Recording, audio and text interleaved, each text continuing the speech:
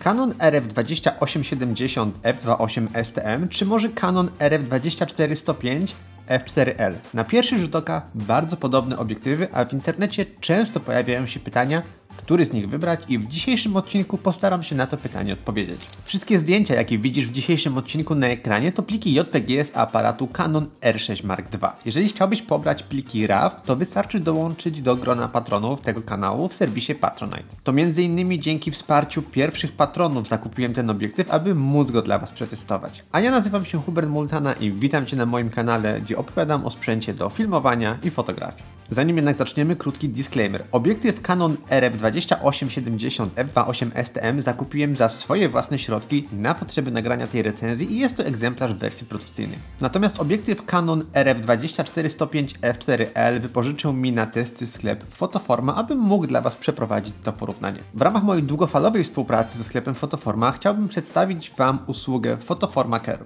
Fotoforma Care to unikalny program ochrony, w ramach którego w razie awarii Twojego sprzętu otrzymasz zastępczy egzemplarz na czas, gdy Twój będzie w serwisie, niezależnie od tego, czy będzie to aparat, czy obiektyw. Wszystkie szczegóły odnośnie programu Fotoforma Care znajdziecie w opisie tego filmu. W recenzji obiektywu Canon RF2870 f2.8 STM z zeszłego tygodnia, gdzie podsumowałem wszystkie jego wady i zalety, obiecałem Wam bezpośrednie porównanie z obiektywem Canon RF24-105 f4L. Przede wszystkim dlatego, że oba te obiektywy są w bardzo zbliżonym segmencie cenowym oraz obydwa oferują bardzo zbliżony zakres ogniskowy. Obydwa tak naprawdę nadają się na to, aby być Twoim podstawowym, jedynym uniwersalnym obiektywem. Ja w swojej codziennej pracy wykorzystuję wiele różnych obiektywów. Są to zarówno obiektywy stałoogniskowe i zmiennoogniskowe, obiektywy typu L oraz te obiektywy z nieco bardziej amatorskiego segmentu, obiektywy z autofokusem czy manualne obiektywy anamorficzne. Natomiast zdaję sobie sprawę, że nie każdy podchodzi do tego w taki sposób i często posiadacie jeden obiektyw. U niektórych jest to spowodowane kwestiami finansowymi, a niektórzy mają po prostu taki styl, że nie chcą gromadzić zbyt wiele sprzętu. Każdy z nas pracuje inaczej, dlatego warto wziąć to pod uwagę, gdy będziecie decydowali się na wybór obiektywu dla Was. Teoretycznie zarówno jeden, jak i drugi omawiany dzisiaj obiektyw idealnie sprawdzą się w roli takiego jednego, uniwersalnego obiektywu, ale po kolei. Zacznijmy od obudowy. Obudowa i jakość wykonania obiektywu Canon RF2870 f2.8 STM to pięta achillesowa tego modelu. Jak już wspominałem w swojej głównej recenzji, jakość wykonania tego obiektywu pozostawia troszeczkę do życzenia.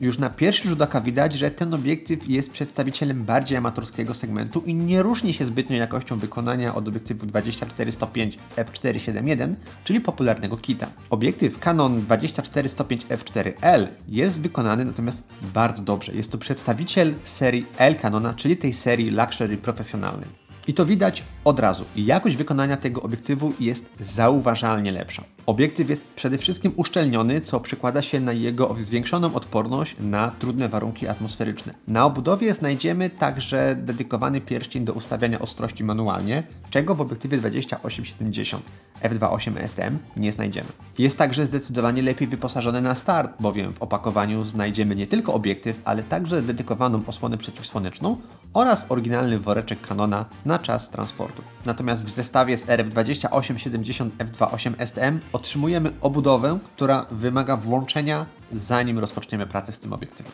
Co z jednej strony jest plusem, bowiem w sposób wyraźny zmniejsza jego ogólne wymiary, zwłaszcza w trakcie transportu i ma bezpośredni wpływ na to, jak wygląda ergonomia pracy z tym obiektywem. Natomiast jeżeli chcemy pracować osłoną przeciwsłoneczną, no to wymaga to dalszych nakładów finansowych. W komentarzach pod recenzją obiektywu Canon RF2870 f2.8 STM pytaliście mnie o moje wrażenia z użytkowania tego obiektywu oraz o ryzyko związane z jego przypadkowym wyłączeniem. Żeby Wam to zobrazować, oczywiście przy dynamicznym przejściu z 70 na 28 mm takie przypadkowe wyłączenie jest jak najbardziej możliwe, natomiast wymaga to sporo siły. Na 28 mm, czyli na tym pierwszym zakresie, gdzie obiektyw możemy już używać, jest wyczuwalna blokada. Przy spokojnej zmianie ogniskowej nie ma absolutnie żadnych szans, żeby tą blokadę przeskoczyć i obiektyw wyłączyć. Jeżeli natomiast nasz ruch jest dynamiczny, zwłaszcza przy przejściu z 70 na 28 mm, no to takie ryzyko niestety istnieje. Natomiast Tak jak mówię, ten ruch musi być naprawdę dosyć dynamiczny. Przy płynnym przechodzeniu i zmianie ogniskowej nie ma absolutnie takiego ryzyka. Choć obudowa i ogólna jakość wykonania obiektywu Canon 24-105 f4L stawia go zdecydowanie ponad jakością wykonania obiektywu Canon 28-70 f2.8 STM, to niestety nie ma nic za darmo. Obiektyw Canon RF20 870 f2.8 STM jest obiektywem kompaktowym i niezwykle lekkim. Waży ledwie 490 gram względem 700 gramów w przypadku obiektywu Canon RF24-105 f4L. To jest różnica o 30%. Jest także obiektywem krótszym, chociaż ta różnica w przypadku obu tych obiektywów jest naprawdę minimalna. Różni się natomiast sam zakres pracy, a przez to długość robocza tych obiektywów. Obiektyw 28-70 zwiększa zakres swojej pracy w sposób zdecydowanie mniejszy niż 24-105, co nikogo nie może dziwić, bowiem zakres pracy tego obiektywu jest krótszy o 39 mm. Osoby użytkujące te obiektywy tylko do robienia zdjęć raczej nie będą miały żadnych problemów z tym związanych, natomiast osoby użytkujące te obiektywy do filmowania tak naprawdę w tym momencie mogą zakończyć swoje dylematy odnośnie tego, który z nich wybrać. Obiektyw 24-105 f4L jest niestety obiektywem bardzo niewdzięcznym do filmowania właśnie ze względów ergonomicznych. Jest to obiektyw ciężki i stosunkowo długi, co niestety wymaga stosowania zdecydowanie mocniejszych i droższych gimbali niż te podstawowe modele. Choć prywatnie używam gimbala DJI RS3, który jest gimbalem stosunkowo mocnym i nie najtańszym, to w przypadku zmiany zakresu ogniskowych tego obiektywu wymagał podobnego wyważenia. Dla porównania obiektyw Canon 28-70 f2.8 STM można było swobodnie używać już po wyważeniu na gimbalu w całym zakresie jego ogniskowym. Mimo tego, że już po wyważeniu zmieniałem zakres pracy obiektywu, to była to zmiana na tyle mała, że silniki radziły sobie z tym bez większego problemu. Myślę, że rozwiązaniem tego problemu byłby zakup droższego modelu DJI RS3 Pro lub DJI RS4 Pro, natomiast są to już gimbale na tyle drogie i zaawansowane, że myślę, że osoby mające budżet na tego typu sprzęty raczej nie będą do nich podpinać obiektywów takich jak 24-105 f4. No a o filmowaniu przy pomocy tańszych gimbali, takich jak popularny u nas DJI RS3 Mini albo DJI Ronin SC, niestety musimy w ogóle zapomnieć. Generalnie filmowanie tym obiektywem na gimbalu było troszeczkę problematyczne, nie sprawiło mi większej przyjemności i przyznam szczerze, cieszyłem się, że musiałem to robić tylko na potrzeby tej recenzji. Natomiast w przypadku obiektywu RF28-70 f2.8 STM było wręcz przeciwnie. Ten obiektyw jest wręcz stworzony do filmowania i na gimbalu, czy nawet przy filmowaniu ręcznie, było to bardzo komfortowe. Jeżeli chodzi o jakość obrazka obiektywu 24-105 f4L, to jest on już na rynku dosyć długo i myślę, że wiele zostało na temat tego obiektywu już powiedziane.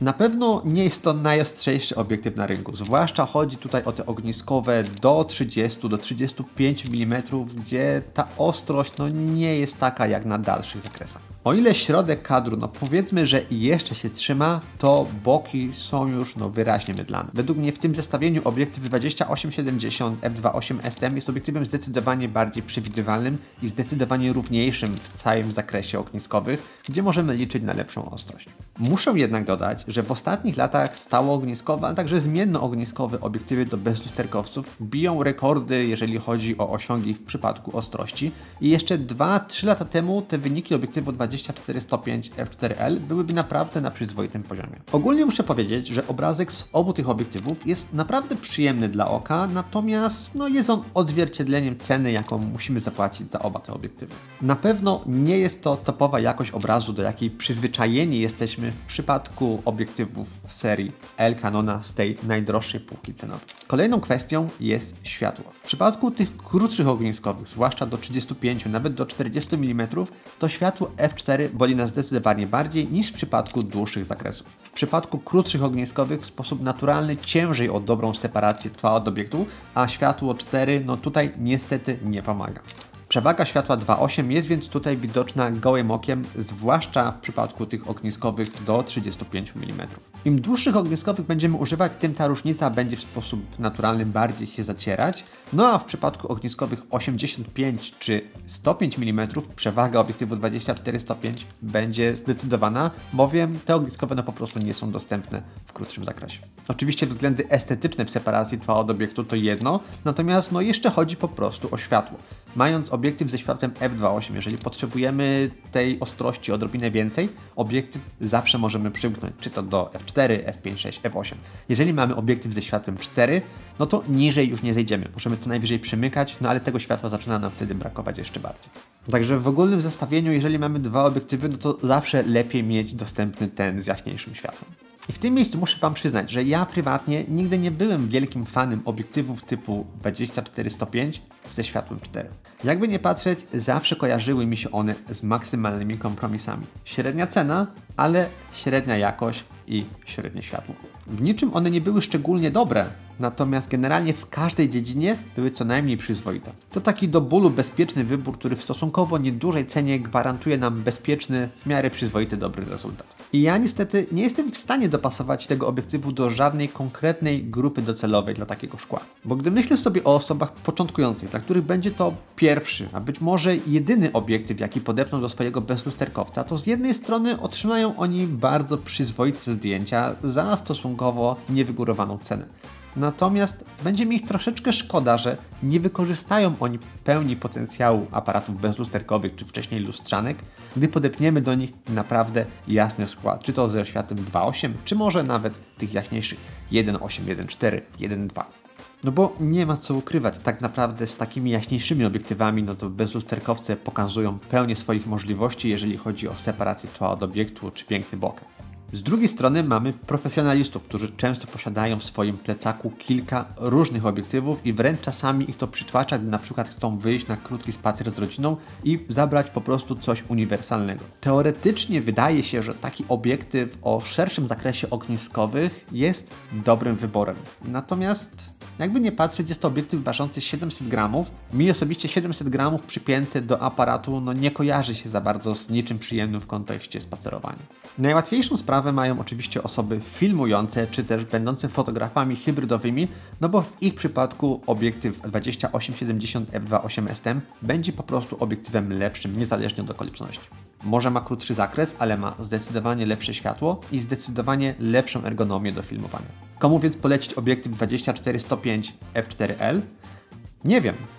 Nie dlatego, że to zły obiektyw, tylko dlatego, że jest to obiektyw troszeczkę nijaki. Zupełne przeciwieństwo obiektywu 28-70 f2.8 STM, który być może jest obiektywem, który ma swoje wady, natomiast te wady są częścią jakiegoś szerszego planu i dają nam coś w zamian. Może jest gorzej wykonany, ale przez to jest zdecydowanie bardziej kompaktowy i zwłaszcza w przypadku hybrydowego podejścia do fotografii czy w ogóle filmowania jest obiektywem po prostu użytecznym. Owszem, nie jest uszczelniony, ale jest olbrzymia szansa, że obiektywy tego typu i tak będą używane z tymi tańszymi, lżejszymi aparatami pełnoklatkowymi, takimi jak Canon RP czy Canon R8, które też nie są uszczelnione. Jak więc widzicie, ciężko te obiektywy zostawić w bezpośredniej konfrontacji ze sobą, mimo tego, że są na pierwszy rzut oka bardzo podobne, to mają jednak sporo różnic. Oczywiście jestem sobie w stanie wyobrazić sytuację, dla której 24-105 f4L będzie dla kogoś bardziej użytecznym wyborem, natomiast jest to już kwestia indywidualnych preferencji. Ja osobiście skłaniałbym się do wyboru obiektywu 28-70 f2.8 STM, który jest konstrukcją nowszą, lżejszą, bardziej kompaktową.